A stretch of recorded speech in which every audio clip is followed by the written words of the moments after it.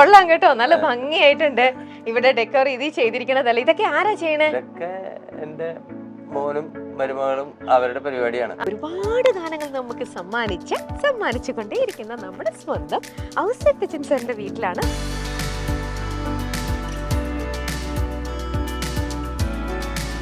അങ്ങനെ ഞങ്ങൾ സംഗീത സംവിധായകൻ ഔസേപ്പ് ബച്ചൻ സാറിന്റെ വീടിനകം. വാവ്, ബ്യൂട്ടിഫുൾ ഹൗസ്. ഇതിന്റെ കംപ്ലീറ്റ് ഡിസൈൻ എന്ന് പറയുന്നത് എന്റെ കോൺസെപ്റ്റ് ആണ്. ആണോ? സൂപ്പർ. ഔസേപ്പ് ബച്ചൻ സാറിന്റെ സ്റ്റുഡിയോയുടെ മൈക്കിൽ തൊട്ട് ഇവിടെ നിക്കാന്നൊക്കെ പറയുന്നത് എന്റെ വലിയൊരു ഭാഗ്യം തന്നെയാണ്. റഹ്മാൻ എന്ന് പറഞ്ഞാൽ ഞങ്ങളൊക്കെ എത്രയോ വർഷം ഒരുമിച്ച് വായിച്ചതാണ്. ഹാരിസ് ജയരാജ്, വിദ്യാസാഗർ, എന്റെ മ്യൂസിക്കിൽ ഇവരൊക്കെ വായിച്ചിട്ടുണ്ട്. അവരൊക്കെ മ്യൂസിക് ചെയ്യുമ്പോൾ അതിൽ അവരുടെ കൂടെ ഞാൻ വയലിൻ വായിച്ചിട്ടുണ്ട്. അനിയത്തിപ്രാവ്, പിന്നെ ഇവിടെ തൂവൽ സ്പർശമുണ്ട്, എന്തൊക്കെയുണ്ട്. ഇങ്ങനെ ഓരോന്ന് പോവും. ഇത് നിങ്ങൾ മനസ്സിൽ കാണുന്ന ഇവന്റ് അത് ഏതുമായിക്കോട്ടെ, അതിനെ കൂടുതൽ കളർഫുൾ ആക്കാൻ കൂടുതൽ സ്പെഷ്യൽ കണ്ടന്റോടുകൂടി milestone events, birthday party, engagement, കല്യാണം, കോർപ്പറേറ്റ് ഇവന്റ്സ്, അങ്ങനെ ഏത് ഇവന്റ്സും കൂടുതൽ സ്പെഷ്യൽ കണ്ടന്റോടുകൂടി നമുക്ക് മനോഹരമാക്കാം മൈൽസ്റ്റോൺ ഇവന്റ്സിലൂടെ.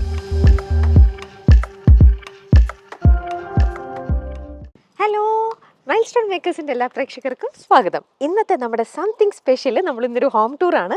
ആരുടെ വീട്ടിലാണെന്ന് നിങ്ങൾക്ക് ഓൾറെഡി ഇപ്പോൾ ഇതേ കണ്ടോ, ആരുടെ വീട്ടിലാണ് നമ്മൾ എത്തിയിരിക്കുന്നതെന്ന്. അതെ, നമ്മൾ എത്രയോ വർഷങ്ങളായിട്ട് നമുക്ക് മലയാളത്തിൽ നമ്മൾ കേൾക്കാൻ ആഗ്രഹിക്കുന്ന ഒരുപാട് ഗാനങ്ങൾ നമുക്ക് സമ്മാനിച്ചു കൊണ്ടേയിരിക്കുന്ന നമ്മുടെ സ്വന്തം ഔസേപ്പ് ബച്ചൻ സാറിൻ്റെ വീട്ടിലാണ്. ഇതാ തൃശ്ശൂരാണ് ഞങ്ങളിപ്പം. അദ്ദേഹത്തിൻ്റെ വീടാണ്, ഭയങ്കര വലിയൊരു വീടാണ്, നല്ല ബ്യൂട്ടിഫുൾ ഹൗസ്. അപ്പോൾ ക്രിസ്മസിൻ്റെ ഡെക്കറേഷനും കാര്യങ്ങളൊക്കെ ഇവിടെ ഇപ്പോഴും ഈ വീട്ടിലുണ്ട്. ഇവർ ഇതുവരെ അത് റിമൂവ് ചെയ്തിട്ടില്ല. അപ്പോൾ നമുക്ക് ഉള്ളിൽ അദ്ദേഹത്തിൻ്റെ അടുത്ത് പറഞ്ഞിട്ടുണ്ട് നമ്മൾ എത്തും എന്നുള്ള കാര്യം. അപ്പോൾ നമുക്ക് ഇനി ചെല്ലാം, അദ്ദേഹത്തിൻ്റെ വീട്ടിൽ കയറാം, വിശേഷങ്ങളൊക്കെ അറിയാം. ദാ ക്രിസ്മസിൻ്റെ ഡെക്കോർ ഞാൻ പറഞ്ഞില്ലേ ഇവിടെയുണ്ട്. പുൽക്കൂടും കാര്യങ്ങളും ഒന്നും അവരെടുത്ത് മാറ്റിയിട്ടില്ല. എനിക്ക് തോന്നുന്നു ഈ മാസം ഫുൾ വയ്ക്കുമായിരിക്കും ബെല്ലടിക്കാൻ. Hello, happy new year. Christmas ഒന്നും കഴിഞ്ഞില്ലേ ഇതുവരേക്കും? അത് നമ്മുടെ ഒരു കാര്യങ്ങൾ അങ്ങനെയാണ്. ഇവിടെ ഒരു സാധനം വെച്ച് കഴിഞ്ഞാൽ അടുത്ത ക്രിസ്മസ് വരെ ചിലപ്പോൾ ഇത് കൂടി ഇരിക്കും. പക്ഷെ കൊള്ളാം കേട്ടോ, നല്ല ഭംഗിയായിട്ടുണ്ട്. ഇവിടെ ഡെക്കോർ ഇത് ചെയ്തിരിക്കണതല്ല, ഇതൊക്കെ ആരാ ചെയ്യണേ? ഇതൊക്കെ എന്റെ മോനും മരുമകളും അവരുടെ പരിപാടിയാണ്. എല്ലാ വീടുകളിലും ഈ ജനുവരി 6-ാം തീയതി ഇത് അവസാനിപ്പിക്കും. ചിലവര് 1-ാം തീയതി അവസാനിപ്പിക്കും, ചിലവര് ക്രിസ്മസിന്റെ 2 ദിവസം കഴിയുമ്പോഴേക്കും നിർത്തും. ഇവിടെ 6-ാം തീയതി അവസാനിപ്പിക്കുന്നതാണ്. പക്ഷെ അത് ഇതുവരേക്കും അങ്ങ് മാറ്റിയിട്ടില്ല. അതെന്നറിയോ, പിള്ളേർക്ക് വരുമ്പോ ഒരു ആഘോഷം വേണം. എന്നും ഈവനിങ് ആകുമ്പോ ഈ ലൈറ്റൊക്കെ ഇടും. രസം. അതെ, എന്തൊരു കാണാൻ നല്ല രസല്ലേ, വൈറ്റ് വീട്, അതിന്റെ കൂടെ റെഡ് കളർ. ഇത് മൊത്തത്തിൽ എന്നും ആഘോഷം തന്നെ ആവട്ടെ. ലൈഫില് പ്രത്യേകിച്ചൊരു ആഘോഷം ഇല്ലാത്തല്ല, കാരണം എന്നും ഉണ്ടല്ലോ ആഘോഷം. അതെ, നമ്മുടെ മനസ്സിലല്ലേ ആഘോഷം. നമുക്ക് വീട്ടിലേക്ക് കേറാം പ്ലീസ്. വന്നാലും വാവ്. അങ്ങനെ ഞങ്ങൾ സംഗീത സംവിധായകൻ ഔസേപ്പ് ബച്ചൻ സാറിന്റെ വീടിനകം. വാവ്, ബ്യൂട്ടിഫുൾ ഹൗസ്. ഹായ്, ഇതിൽ ഏതൊക്കെ ട്രോഫികളാണ്, ഏതൊക്കെയാണ് ആദ്യം കാണണ്ടെന്നാണ്, എത്ര എണ്ണമാണ് ഇതിൽ? ഏതെങ്കിലും ഒരു സ്പെഷ്യൽ ആയിട്ടുള്ള ഒരെണ്ണം പറയാൻ പറ്റുമോ സർ? സ്പെഷ്യൽ, ഏറ്റവും സ്പെഷ്യൽ ആയിട്ടുള്ളത് ഇവിടെയല്ല, അത് അവിടെ ഇരിക്കുന്നുണ്ട്. അതെവിടെയാ? അത് ആദ്യം കാണിച്ചു തരൂ. ആ സ്പെഷ്യലിലേക്ക് നമുക്ക് ആദ്യം പോവാം. നാഷണൽ ഫിലിം അവാർഡിന്റെ ഇതല്ലേ 2007-ലെ? അതെ. കിട്ടിയത് 2009-ലാണ് മാത്രം. ആണോ? കയ്യിലേക്ക് 2 കൊല്ലം ഉണ്ടായിരുന്നില്ല നാഷണൽ അവാർഡ്. എന്തോ ഒരു കാരണം കൊണ്ട് അവാർഡ് ചെയ്തിരിക്കുക, എന്തോ വാറാ എന്താണെന്നറിയില്ല. 2009-ലാണ് തന്നത്, പക്ഷെ പെൻഡിങ് ആയിരുന്നു. ഓ, ആണല്ലേ? ഓക്കെ. ആ ഒരു ഇത് പ്രതീക്ഷിച്ചിരുന്ന ഒന്നാണോ? അതിലേക്ക് അതൊന്ന്, അതിന്റെ കാര്യങ്ങളൊക്കെ ഒന്ന് പറയൂ. ഒരേ കടലിന്റെ മൂവിക്കല്ലായിരുന്നു ഇത് കിട്ടിയത് അല്ല? മമ്മൂക്കയുടെ ഞാൻ ഒരിക്കലും പ്രതീക്ഷിക്കാറില്ല, പ്രതീക്ഷിക്കുമ്പോൾ കിട്ടാറില്ല. ആദ്യമൊക്കെ ചിലത്, പക്ഷെ എന്റെ ഏറ്റവും ആദ്യത്തെ അവാർഡ് പോലും എനിക്ക് പ്രതീക്ഷിച്ച് കിട്ടിയതല്ല. ഞാൻ വീട്ടില് വരുമ്പോ എന്റെ തൊട്ടപ്പുറത്ത് വീട്ടില് നമ്മുടെ പാട്ട് പാടുന്ന അമ്പിളിയുടെ ഹമ്മിങ് ഇവരൊക്കെ ഉണ്ട്. അപ്പൊ ഇവരെല്ലാവരും എന്തോ ഇതൊക്കെ വെച്ചിട്ട് ഇങ്ങനെ ഭയങ്കര എന്തോ ഒരു ആഘോഷം പോലെ അവിടെ പുറത്ത് നിൽക്കുന്നു. ഞാൻ റെക്കോർഡിങ് കഴിഞ്ഞ് വയലിന് വായിച്ചിട്ട് പതിവില് വരുന്നവരെ ഒരു 8 മണി 8:30 ആയിട്ടോ. അപ്പൊ ഇവരൊക്കെ പുറത്ത് നിൽക്കുന്ന ലൈറ്റ് ഒക്കെ ഇട്ടിട്ടുണ്ട്. അപ്പോഴാണ് ഞാൻ അറിയുന്നത് എനിക്ക് സ്റ്റേറ്റ് അവാർഡ് കിട്ടി. ഉണ്ണികളെ കഥ പറയുന്നതിന് നിനച്ചിരിക്കാതെ കിട്ടിയതാണെങ്കിലും ഞാൻ പിന്നെ അതിനെ കുറിച്ചിട്ട് നനച്ചിട്ടില്ല. ആണോ? അതാണ് പ്രത്യേകത. അപ്പൊ ഈ ഒരേ കടലിന്റെ സമയത്ത് ശരിക്കും സാർ വിചാരിച്ചിട്ടേ ഇല്ല? ഒരിക്കലും ഇല്ല. ഓക്കെ. നമ്മള് അവാർഡ് കിട്ടാനോ സ്റ്റേറ്റ് അവാർഡോ നാഷണൽ അവാർഡോ പ്രതീക്ഷിച്ചിട്ട് അല്ല അതുകൊണ്ടല്ല ചെയ്യുന്നത്, പക്ഷെ എന്നാലും ചെയ്ത് കഴിയുമ്പം ചെയ്ത് കഴിയുമ്പോ പലരും പറയാറുണ്ട്, പലരും പറയും ഇതിന് അവാർഡ് കിട്ടും, ഇതിന് നാഷണൽ അവാർഡ്. പക്ഷെ ഇതിന് നാഷണൽ അവാർഡ് കിട്ടുന്ന പലരും പ്രവചിച്ചിട്ട് അക്കൂട്ടത്തിൽ ഒരാളാണ് നമ്മുടെ ഭവ്യലക്ഷ്മി എന്ന് പറഞ്ഞിട്ട് നല്ലൊരു കർണാട്ടിക് മ്യൂസിഷ്യൻ. അവർ സുഖമില്ല, ഇപ്പോ അവർക്ക് ബോഡിയൊക്കെ തളർന്നിരിക്കുന്ന വയലിനിസ്റ്റാണ്, വെരി ഗുഡ് പ്രോഡിജി. ആ കുട്ടിയുടെ ഹസ്ബൻഡ് സജി എന്ന് പറഞ്ഞ ഒരുപാട് എഞ്ചിനീയർമാർക്ക് ഗുരുവായിരുന്ന സജി എന്ന് പറഞ്ഞിട്ട് ഇവിടെ ചേതന ഈ ഫിലിം ഇൻസ്റ്റിറ്റ്യൂട്ടിലുണ്ട്. പുള്ളിക്കാരൻ പറഞ്ഞു എനിക്ക് ആ മെസ്സേജ് ഇപ്പോഴും എനിക്ക് ഇരിക്കുന്നുണ്ട്. യെസ്, അത് പറഞ്ഞു. പിന്നെ പലരും എന്റെ സുഹൃത്തുക്കളൊക്കെ പറഞ്ഞു ഇതിന് നാഷണൽ അവാർഡ് കിട്ടുന്നൊക്കെ പറഞ്ഞു. പക്ഷെ നമ്മൾ അതൊന്നും നമ്മൾ വിശ്വസിക്കുന്നില്ല. ഇത് ക്വാളിറ്റി നന്നായോണ്ട് മാത്രം ഒരാൾക്കൊരു അവാർഡ് കിട്ടുന്നില്ല. അതിന് അർഹമായ അത് മനസ്സിലാക്കുന്ന ആരെങ്കിലും അവിടെ ഉണ്ടാവണം ജൂറിയിൽ.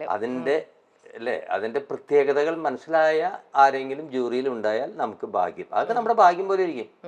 അതുകൊണ്ട് ഈ അവാർഡ് എനിക്ക് കിട്ടിയത് ദൈവം നന്നായിട്ട് ഞാൻ കണക്കാക്കുന്നു. കാരണം അവിടെ ആൾക്കാരുണ്ടായല്ലോ. ഇതൊക്കെയാണ് ഇത് വളരെ ഇമ്പോർട്ടന്റ് ആണ്. ഇത് എന്റെ ഗുരുനാഥൻ ദേവരാജൻ മാസ്റ്റർ. ആദ്യത്തെ പുരസ്കാരം ശ്രീകുമാരൻ തമ്പിക്കായിരുന്നു. രണ്ടാമത്തെ പുരസ്കാരം അതിന് അർഹതയൊന്നുമില്ല എങ്കിലും എനിക്ക് കിട്ടി. ഞാനാണ് ജീവിച്ചിരിക്കുന്നതിൽ മാസ്റ്റർ ഇതില് സീനിയർ ആയിട്ടുള്ള ഒരു ആള്. അപ്പൊ എന്നെ അവർക്ക് അവോയ്ഡ് ചെയ്യാൻ പറ്റില്ല. തന്നു, സ്വീകരിച്ചു. ഇതൊന്ന് സാർ എടുത്ത് നിക്കാമോ? വെയിറ്റ് ഉണ്ടോ? ഭയങ്കര വെയിറ്റ് ആണോ? രണ്ടുപേർക്കും കൂടെ പിടിക്കാം. യെസ്, ഇതാണ്. ഓ ബ്യൂട്ടിഫുൾ. ഇതൊക്കെ എനിക്ക് ഇങ്ങനെയെങ്കിലും ഒന്ന് പിടിക്കാനുള്ള യോഗം ഉണ്ടായല്ലോ. മറ്റുള്ളവർക്ക് അധികം പ്രാധാന്യം ഇതിന് തോന്നിക്കത്തില്ല. ഇത് അങ്ങനെ വലിയൊരു സ്റ്റേറ്റ് അവാർഡ് പോലത്തെ ഒരു സാധനമൊന്നുമല്ല. പക്ഷെ എന്നെ സംബന്ധിച്ചിടത്തോളം ഇല്ല, അതെനിക്ക് നന്നായിട്ട് മനസ്സിലാവും സാർ. ഞാനും ഒരു എന്താ പറയാ, എനിക്ക് സംഗീതത്തോടുള്ള അടുപ്പമുള്ളതുകൊണ്ട് ശരിക്കും മനസ്സിലാവും. പ്രത്യേകിച്ച് നമ്മുടെ ഗുരുവിന്റെ പേരുള്ള ദേവരാജൻ മാഷിന്റെ ആ ഒരു ഓർമ്മയിലുള്ള ഒരു ഇതെന്ന് പറയുമ്പോൾ അത് വലിയൊരു സംഭവം തന്നെയാണ്. ഇതിന്റെ പിന്നിൽ ഇതാ ദാസേട്ടന്റെ ഫോട്ടോ ഉണ്ട്, എല്ലാം ഉണ്ട്.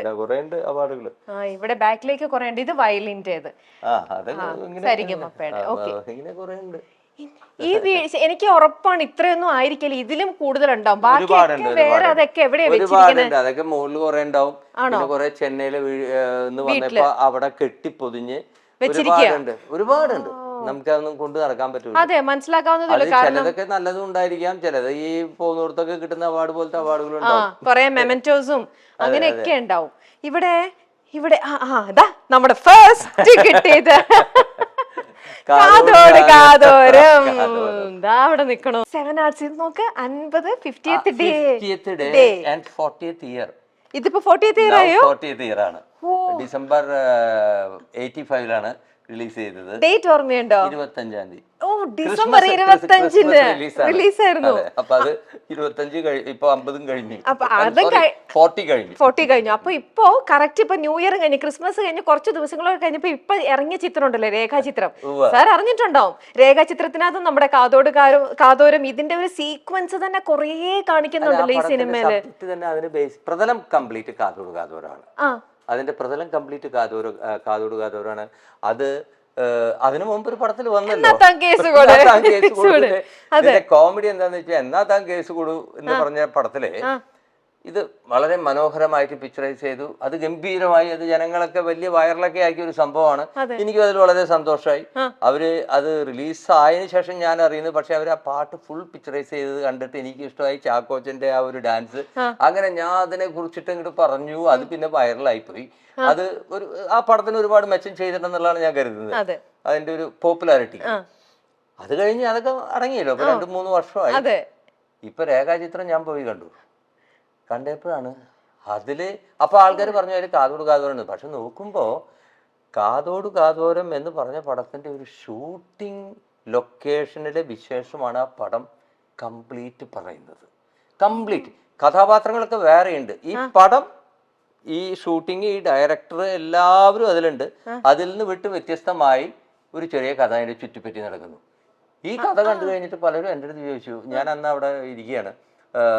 ഞാൻ പടം കണ്ടന്ന് ഞാൻ അവിടെ ഹൈനോക്സിൽ ഒരു ഭക്ഷണം കഴിക്കാതിരിക്കുമ്പോൾ ഒരു കവിയത്രിയുണ്ട്. അവര് ഒരു വലിയ ഒരു കവിത എഴുതുന്ന, സാറിന്റെ പടം ഉണ്ട്, സാറല്ലേ കാതോരം.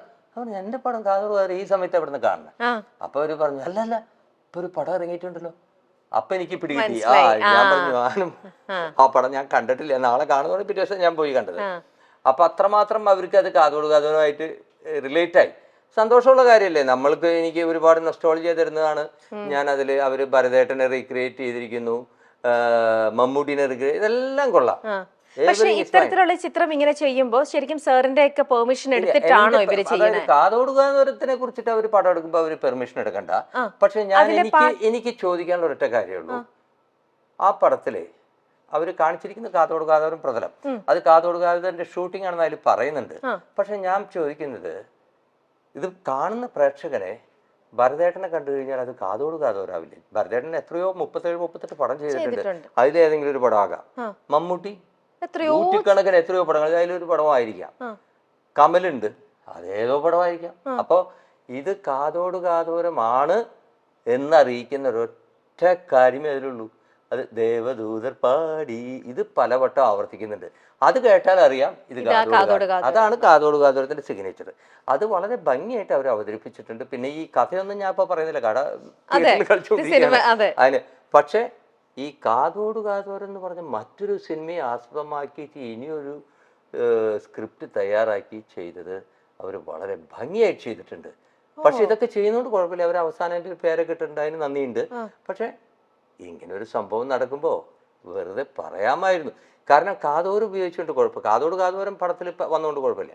പക്ഷെ അതിലെ പാട്ട്, ആ പടത്തിനെ ഇന്ന പടമാണെന്ന് വിളിച്ചോതുന്ന ആ പാട്ട് അതിൽ പ്രസന്റ് ചെയ്യുമ്പോ അത് എന്റെയും കൂടി ചോര നീരായി വന്നിട്ടുള്ള ഒരു സാധനമല്ലേ. അപ്പൊ അത് യൂസ് ചെയ്യുമ്പോ നമുക്ക് ഫൈനാൻഷ്യലി അത് വേറെ റോയൽറ്റി ഒന്നും ഇല്ലെങ്കിലും ഒരു മര്യാദയ്ക്ക് ഒരു വാക്ക് ചോദിക്കാമായിരുന്നു.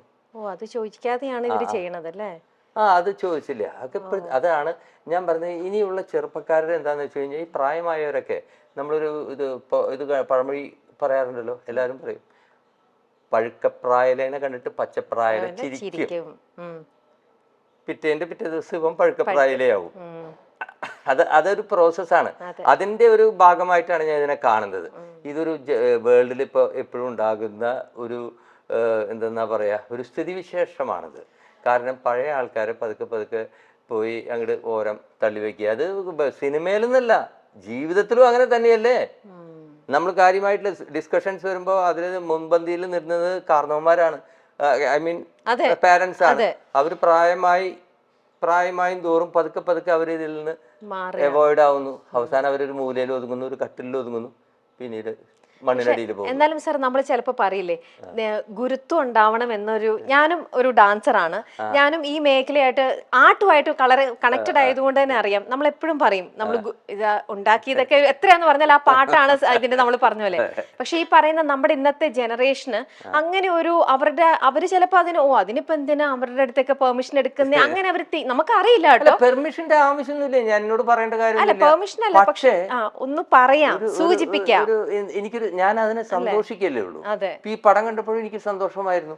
അവര് വളരെ ഭംഗിയായിട്ട് ചെയ്തിട്ടുണ്ട്, അതില് അവതരിപ്പിച്ചിട്ടുണ്ട്.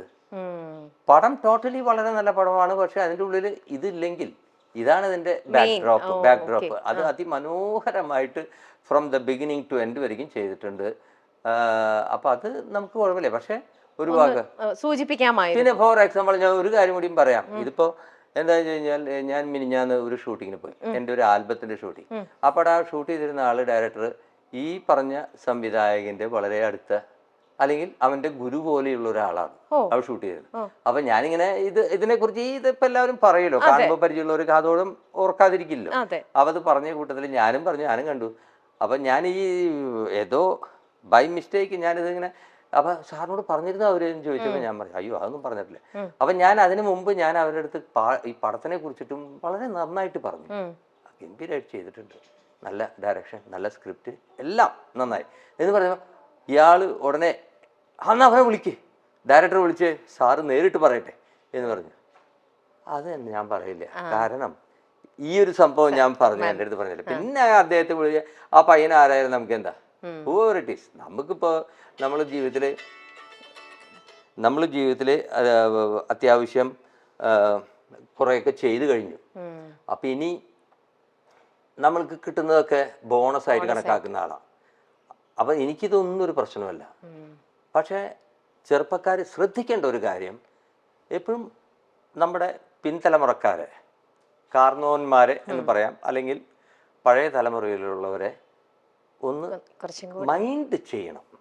അത് അവരുടെ മനസ്സ് വേദനിക്കാൻ പാടില്ല. സക്സസ് കൊണ്ട് മാത്രം നമുക്ക് എല്ലാം നേടിയെന്ന് പറയാൻ പറ്റില്ല. സക്സസ് നമ്മുടെ കൂടെ ശാശ്വതമായി ഉണ്ടാകണം. സക്സസ് ഇല്ലെങ്കിലും കുഴപ്പമില്ല, പക്ഷെ ഒരു ബ്ലെസ്സിങ് ഉണ്ടാവണം. ഇതിപ്പോ ഞാൻ ആ പയ്യനെ ബ്ലസ് ചെയ്തിട്ടേ ഉള്ളൂ. കാരണം അവൻ വളരെ മനോഹരമായി ചെയ്തിട്ടുണ്ട്. ഞാൻ കലയെ ആസ്വദിക്കുന്ന ആളാണ്.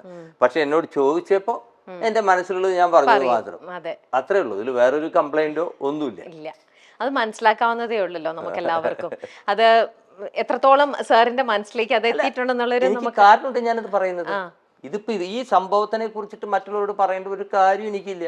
കാരണം കാതോട് കാതോരം ജനങ്ങൾ മനസ്സിലാക്കിയിട്ടുണ്ട്, കാണികൾ മനസ്സിലാക്കിയിട്ടുണ്ട്. കാണികളുടെ മനസ്സിൽ അത് നന്നായിട്ട് കയറിയിട്ടുണ്ട്. അത് നമുക്ക് മനസ്സിലാവും. നമ്മൾ അംഗീകരിക്കുന്നു, ഇതിലൊന്നും വേണ്ട, നമ്മുടെ അതൊന്നും ഒരു പ്രശ്നമില്ല. പക്ഷേ വരും തലമുറ ഇനിയും ഇതുപോലെ ചെയ്യുമ്പോൾ അതിന്റെ സൃഷ്ടികർത്താക്കന്മാരുണ്ടല്ലോ, അവരോടൊരു വാക്ക് പറയാ. പലരും ഇതിനു മുമ്പ് ഒരുപാട് പാട്ടുകൾ എന്നെ ചെയ്തിട്ടുണ്ട്. പിച്ചളക്കുണുക്കും ഇട്ടു വീണ്ടൃതം പവൻ പിച്ചക പൂങ്കാവുകൾക്ക്, അതൊക്കെ അവര് പലരും പറഞ്ഞിട്ടുണ്ട്. നമ്മളോട് അനുവാദം ചോദിക്കേണ്ട യാതൊരു കാര്യമില്ല. പക്ഷെ അതൊക്കെ നമ്മൾ ഇന്നത്തെ കാലഘട്ടത്തിലുള്ള നമ്മുടെ ഇപ്പോഴത്തെ ജനറേഷൻ ഇതൊക്കെ അത് നമ്മൾ ശ്രദ്ധിക്കേണ്ടതാണ്. ശ്രദ്ധിച്ച് നമ്മളത് ചെയ്താൽ നമുക്ക് തന്നെയാണ് അതിന്റെ ഒരു ഗുണവും നന്മയും ഒക്കെ ഉണ്ടാവുക. വിനീത് ശ്രീനിവാസൻ ഏതൊരു നിവിൻ പോളിയുടെ ഒരു പടം ഉണ്ടായിരുന്നല്ലോ വർഷങ്ങൾക്ക് അതിനൊക്കെ മുമ്പ് അല്ലല്ല ഈ വിനീത് ശ്രീനിവാസൻ ഒരു എന്തോ ഒരു ഈശ്വരനാ, അല്ല ദൈവത്തിന്, ജേക്കബിന്റെ സ്വർഗരാജ്യം, ജേക്കബിന്റെ സ്വർഗരാജ്യം എന്നുള്ള പടം എടുക്കുമ്പോൾ അതില് വിനീത് ഒരു ദിവസം വിളിച്ചിട്ട്, സാറേ, ഞാൻ പറഞ്ഞു എന്താ, ഞാൻ സാറിൻ്റെ ഒരു പാട്ട് ഒന്ന് ഉപയോഗിച്ചോട്ടെ, ഞങ്ങൾ കേടുവരുത്തില്ല, പാട്ട് ഉണ്ടാക്കിയിട്ട് സാറിന് അയച്ചു തരാം, സാർ ഓക്കെ പറയുകയാണെങ്കിലേ ഞങ്ങളത് ഉപയോഗിക്കുള്ളൂ. അപ്പൊ ഷാനാണ് അതിന്റെ മ്യൂസിക് ചെയ്തത്. അപ്പോൾ ഒരു സിറ്റുവേഷനിൽ ഗിറ്റാർ വായിച്ചിട്ട് മറ്റേ ശ്രീനാഥ് ബാസി ഇരുന്ന് വായിച്ച് പാടുന്നതായിട്ട് പല്ലവി മാത്രം, ഉണ്ണികളെ കഥ പറയുന്നു. അപ്പോൾ ഞാൻ പറഞ്ഞു അതിനെന്താ കുഴപ്പം, നമുക്ക് സന്തോഷമുള്ള കാര്യമില്ല, നിങ്ങൾക്ക് അത് യൂസ്ഫുൾ ആണെങ്കിൽ വെൽ ആൻഡ് ഗുഡ്. അവരത് റെക്കോർഡ് ചെയ്യുന്നു, എന്നെ കേൾപ്പിക്കുന്നു, വളരെ മനോഹരം, സിമ്പിളായിട്ട്, അവിടെ സർക്കാസ്റ്റിക് ആയിട്ട്, അവിടെ കാഷ്വലായിട്ട് വായിച്ച് പാടുന്ന ഒരു ഇതാണ്, വളരെ നന്നായി. അപ്പൊ അങ്ങനെയും ആൾക്കാരുണ്ട്, അങ്ങനെയും തലമുറയിലെ ആൾക്കാരുണ്ട്. ഇനി ഇതിനകത്തും ഇതേപോലെ നമ്മൾ ഹൈലൈറ്റ് ചെയ്യേണ്ട അല്ലെങ്കിൽ പെട്ടെന്ന് വല്ല സ്പെഷ്യൽ ആയിട്ടുള്ളത് എന്തെങ്കിലും ഉണ്ടോ സാർ? എല്ലാം സ്പെഷ്യലാണ്, സ്പെഷ്യലാണ്, ഒരുപാടുണ്ട് അതിൻ്റെ ഉള്ളില്. ആകാശദൂത് എന്ന് പറഞ്ഞു കഴിഞ്ഞാൽ അത് നമുക്ക് ഇരുന്ന് തന്നെ സംസാരിക്കാം. കാരണം ആകാശദൂതിനെ കുറിച്ച് എനിക്ക് സാറിന്റെ അടുത്ത് ഒരുപാട് ചോദിക്കാനുണ്ട്. അത് നമുക്ക് ഇരുന്ന് തന്നെ സംസാരിക്കാം. അനിയത്തിപ്രാവ്, പിന്നെ ഇവിടെ തൂവൽ സ്പർശമുണ്ട്, എന്തൊക്കെയുണ്ട്, ഇങ്ങനെ ഓരോന്ന് പോവും. ഇതൊക്കെ റെക്കോർഡിങ് ചെയ്തതുണ്ട്. പിന്നെ അപ്പുറത്തെ സൈഡില് ഇത് വെറുതെ ഒരു ഇതൊക്കെ ഓരോ സ്ഥലത്ത് ചെല്ലുമ്പോഴേ ഓരോരുത്തർ തരുന്നതാണ് ഇതൊക്കെ. ഓക്കെ, ഇതൊക്കെ നല്ല ബ്യൂട്ടിഫുൾ, നല്ല മെമന്റോസ് ആണ്. ഇത് തപസ്യ, ഓരോരുത്തർ വരച്ചിട്ട് അവരവരുടെ ഹാൻഡ് പെയിന്റ് ചെയ്തിട്ട് സന്തോഷം. നരൻ അതൊക്കെ റീ റെക്കോർഡിംഗ് ആണ്. റെക്കോർഡിംഗ് ഉദയനാടുകാരുണ്ട് അപ്പുറത്ത്, അതൊക്കെ റീ റെക്കോർഡിംഗ് ആണ്. ഓക്കെ. ഇനി നമുക്ക് അവിടെ ആ ഹാളിൽ എന്താ, അവിടെ വല്ലതും വെച്ചിട്ടുണ്ടോ സാർ? അവിടെ ഉണ്ടോ സ്പെഷ്യൽ? അതും കൂടെ നോക്കാം കേട്ടോ. അതാണ് മെയിൻ ലിവിംഗ് ഏരിയ. അതെ, ഇത് മുകളിൽ മുഴുവൻ സ്റ്റേറ്റ് അവാർഡുകളും ഫിലിം ഫെയർ അവാർഡും അങ്ങനെ ചില ഗരിമ മറ്റേ എന്തൊക്കെ ദുബായിലൊക്കെയുള്ള എന്തോ ചില അവാർഡുകളുടെ സംഭവങ്ങളാണ്. അതൊക്കെയാണ് മുകളില്. ഓക്കെ. ഇതിന്റെ എല്ലാം കൂടെ ഇത് രണ്ടെണ്ണം എന്ത് ഇങ്ങനെ ഹാങ് ചെയ്തിട്ടിരിക്കുന്നത്? അത് ഞാൻ പറഞ്ഞുതരാം. ഞാൻ ചെന്നൈയില് എന്റെ വൈഫും ഞാനും കല്യാണം കഴിച്ചപ്പോ 44-45 കൊല്ലാവുന്നു. ഞങ്ങള് അവിടെ ഒരു ഷോപ്പില് പാരീസില് ചെന്നൈയില് പോയപ്പോ അവൾക്ക് ഭയങ്കര ഇഷ്ടമായ ഒരു 2 ഗ്ലാസ്സാണ്. അപ്പൊ ഇതുവരെ ഉപയോഗിച്ചിട്ടില്ല, കുടിക്കാനും ഉപയോഗിക്കലും ഒന്നും. പക്ഷെ ഇത് ഇങ്ങനെ ഒരു സാധനം വാങ്ങിച്ചപ്പോ അത് ഞാത്തിയിട്ടു. അന്ന് അങ്ങനെ ചാർത്തിയതാണ്. 40 കൊല്ലത്തിന് വരെയുണ്ടോ. അപ്പൊ ഇത് ഇതുവരെ നന്നായിട്ട് ഇപ്പോഴും സ്റ്റിൽ നല്ല കണ്ടീഷനിൽ അത് അങ്ങനെ തുടച്ചൊക്കെ വെക്കും. Okay okay. ഇതാണ് അങ്ങനെ ലിവിങ് സ്പേസ്. എവിടെ നോക്കിയാലും സാറും വയലിനും സാറിന്റെ ഇതും ഞാനായിട്ട് വെക്കുന്നില്ല, ഓരോരുത്തരും ഓരോ. അത് 200 ഫിലിമിന് ഏതൊരു ബാങ്കുകാര് 200ാമത്തെ മൂവി. 200ാമത്തെ ഏതായിരുന്നു 200ാമത്തെ മൂവി? എല്ലാം ശരിയാവും. ഓക്കെ. അതിന്റെയാണ് അത്. ഓക്കെ. എല്ലായിടത്തും ഉണ്ട് ഓരോ വയലിൻ. ഓക്കെ. ഇനി നമുക്ക് അടുത്ത വേറെ എവിടെയാ? ഞങ്ങളെ വീട് ആദ്യം ഒന്ന് എല്ലാം ഒന്ന് കാണിച്ചു തരും. വീട് കണ്ടിട്ടാണ് നമുക്ക് പാട്ടിന്റെ വഴിയിലേക്ക് പോയത്. വീട് അങ്ങനെ കാണാനൊന്നുമില്ല. ഇത്ര ബ്യൂട്ടിഫുൾ ഹൗസ് ആണ്. Dining area. ഇതാണ് ഡൈനിങ് ഏരിയ. ഇതാണ് അവരുടെ വാഷ് ബേസിൻ, ഓപ്പൺ കിച്ചൺ. സാറിന് ഈ ഒരു ഏരിയ ആയിട്ടുള്ള ബന്ധം എങ്ങനെയാ? ചേച്ചിയുടെ അടുത്ത് വേണം ചോദിക്കാൻ. എന്തെങ്കിലും കുക്ക് ചെയ്യാറുണ്ടോ കല്യാണത്തിന് ശേഷം? ഇന്ന് വരേക്കും ഒന്നും ഉണ്ടാക്കിയിട്ടില്ല. 44-45 വർഷമായിട്ട് ഒരു ചായ പോലും സാർ ഉണ്ടാക്കിയിട്ടില്ല. അത് എന്തോ എനിക്കറിയില്ല. അത് അവളുടെ ഒരു ഏരിയ. അത് അവള് എനിക്കെന്നല്ല, പുറമെന്ന് വന്ന ഒരാൾക്കും അത് അനുവദിക്കാൻ കൊടുക്കില്ല. എന്തായാലും നല്ല ബ്യൂട്ടിഫുൾ കിച്ചൺ, നല്ല ഇത്. അവിടെ അങ്ങോട്ട് വർക്ക് ഏരിയ ഒക്കെയാണ്. അപ്പൊ നമുക്കിനി അടുത്ത സ്ഥലത്തേക്ക് പോവാം. ഈ ഫോട്ടോയുടെ പിന്നിൽ എന്തെങ്കിലും ഒരു ഓർമ്മ കഥ ഉണ്ടാവുമല്ലോ. ആഹ്ലാദക്കടലിൽ.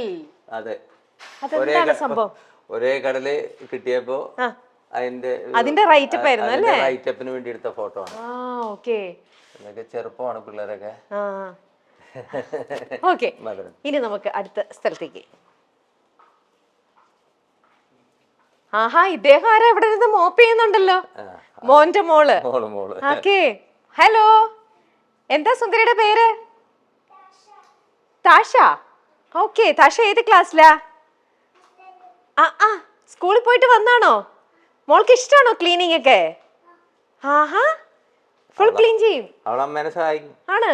Very nice. ഒരാളേ ഉള്ളോ? 2 ആളുണ്ട്. ഒരാൾ കിടന്നുറങ്ങുക. ഓക്കെ. മൂത്താളാണോ ചെറുതാ? മൂത്തതാണ്.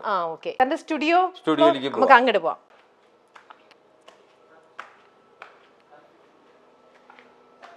ഈ വീട് വെച്ചിട്ട് എത്ര വർഷമായി സാർ? 5 കൊല്ലം. അപ്പൊ ഇതിനു മുന്നേ സാർ എവിടെ താമസിച്ചിരുന്നേ? ഞാൻ ചെന്നൈയിലല്ലേ. നാട്ടിലപ്പോ? നാട്ടില് സാർ തൃശ്ശൂർ എവിടെയാ അപ്പൊ ശരിക്കും വീട്? ജനിച്ചു വളർന്ന സ്ഥലമൊക്കെ? ജനിച്ചത് ഉല്ലൂരാണ്. അപ്പൊ ഞാൻ അന്ന് പണ്ടേ 10-25 കൊല്ലം മുമ്പേ സ്ഥലം വാങ്ങിച്ചിട്ടുണ്ടായിരുന്നു. അപ്പോ അവിടെ നമ്മള് ഏറെക്കുറെ പിള്ളേരുടെ 2 പേരുടെയും കല്യാണം കഴിഞ്ഞപ്പോ എനിക്ക് പിന്നെ വൈഫിനൊരു ആഗ്രഹം, നാട്ടില് ഞങ്ങൾ അവിടെ തന്നെ ജീവിതമില്ല, ലൈഫ് ഇല്ലല്ലോ. അപ്പൊ വൈഫിനെ സംബന്ധിച്ചിടത്തോളം ഇത് പിന്നെ പിള്ളേരുടെ കല്യാണമൊക്കെ കഴിഞ്ഞല്ലോ. പിള്ളേരുടെ കല്യാണമൊക്കെ കഴിഞ്ഞ് പ്രായമായപ്പോൾ അവരുടെ ഫാമിലിയും എന്റെ ഫാമിലിയും എല്ലാം ഒരുമിച്ച് കാണാലോ. അതുകൊണ്ട് നാട്ടിലേക്ക് വന്നതാ. ഓക്കെ. ഇതൊരു യൂട്ടിലിറ്റി സ്പേസാ? ഓക്കെ.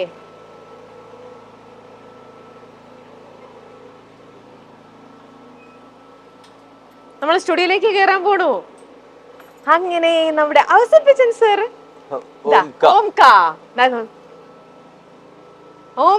ഓംക സ്റ്റുഡിയോയിലേക്ക് നമ്മൾ കയറാൻ പോവുകയാണ്. അപ്പൊ ഇത് പുറത്തുനിന്ന് ആരെങ്കിലും സ്റ്റുഡിയോയിലേക്ക് വന്ന ഉള്ളിൽ കൂടെ തന്നെ കയറണം അല്ലേ? അല്ല, ഇതിൽ കൂടെ കയറാം. ഇങ്ങനെ വഴിയുണ്ടോ? നിങ്ങള് വളരെ സ്പെഷ്യൽ ആയതുകൊണ്ട് ഉള്ളിൽ കൂടെ വന്നതാ. സ്വന്തം ഫീലാണ്. അല്ലെങ്കിൽ പുറത്തു കൂടി കയറാൻ പറ്റും.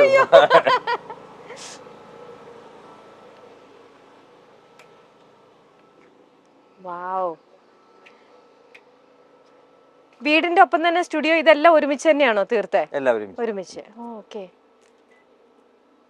അത് അടച്ചാൽ ആരാ കംപ്ലീറ്റ് വീടിന്റെ ഒക്കെ ഇന്റീരിയർ? ഇതിന്റെ ഡിസൈൻ, ഇതിന്റെ കംപ്ലീറ്റ് ഡിസൈൻ എന്ന് പറയുന്നത് എന്റെ കോൺസെപ്റ്റ് ആണ്. ആണോ? സൂപ്പർ. പിന്നെ എനിക്ക് നല്ലൊരു ആർക്കിടെക്ട് ഉണ്ടായിരുന്നു, സനോജ്. പുള്ളിയാണ് അതെല്ലാം ആക്കി തന്നത്. നമുക്ക് ഐഡിയ പറയാനല്ലേ പറ്റും. എനിക്ക് ഇങ്ങനെ വേണമെന്ന് പറയുമ്പോ അത് അദ്ദേഹം നമുക്ക് വരച്ചു തരും. അപ്പൊ അത് നമ്മൾ ഓക്കെ പറഞ്ഞ് അങ്ങനെ ഉണ്ടാക്കിയതാണ്. പിന്നെ എനിക്ക് വളരെ നല്ലൊരു എൻ്റെ ഒരു എൻ്റെ ഒരു ഹാർഡ് കോർ ഫാൻ. എനിക്ക് വളരെ വളരെ ആദായമായിട്ടാണ് ഇത് കെട്ടാൻ കഴിഞ്ഞത്. അല്ലെങ്കിൽ ഇത്രയും വലിയ ഇങ്ങനൊരു വീട് എനിക്കിത് കെട്ടാൻ പറ്റൂല. എൻ്റെ ഒരു മനോജ് ചെറിയാന്ന് പറഞ്ഞിട്ട് ഒരു contractor, very nice of him. അങ്ങേരൊക്കെ വിചാരിച്ചുകൊണ്ടാണ് ഇതൊക്കെ നടന്നത് അന്ന്.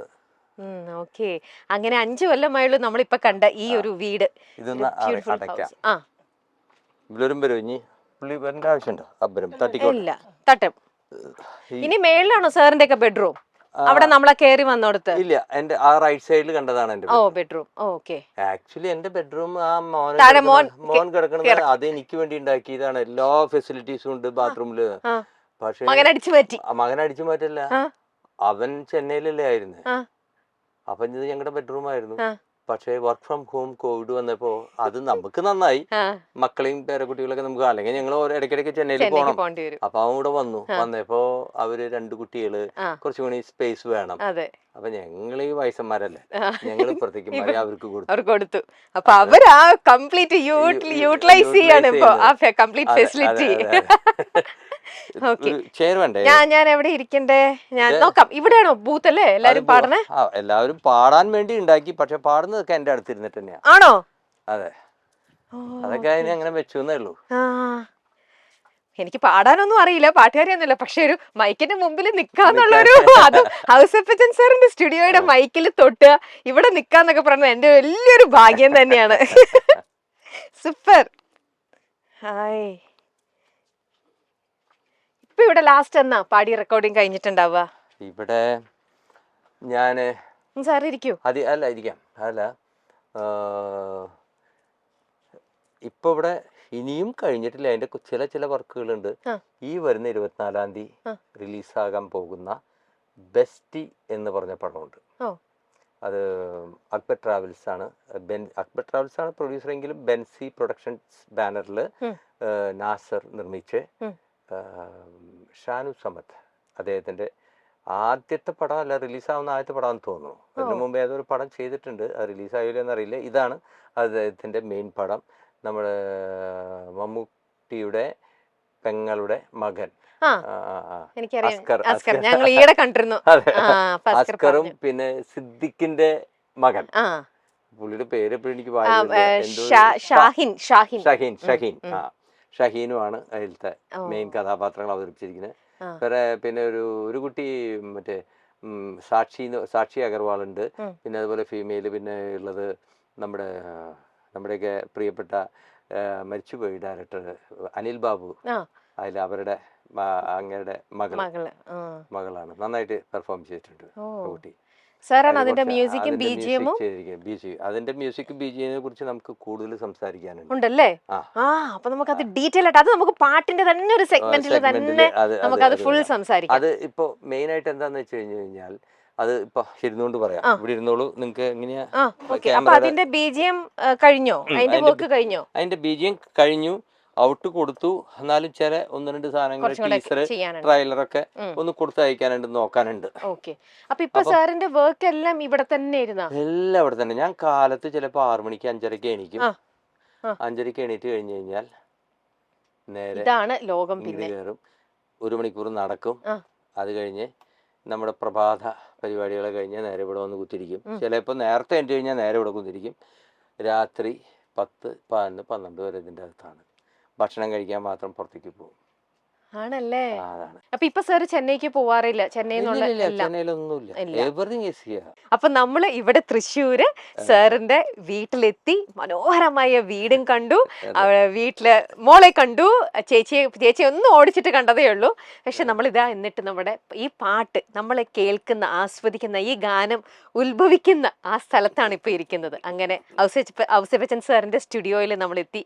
ഇതെല്ലാം കംപ്ലീറ്റ് ഡീറ്റെയിൽസ് എല്ലാം കിട്ടിയിരിക്കുകയാണ്. അപ്പോൾ sir, thank you so much. Thank you.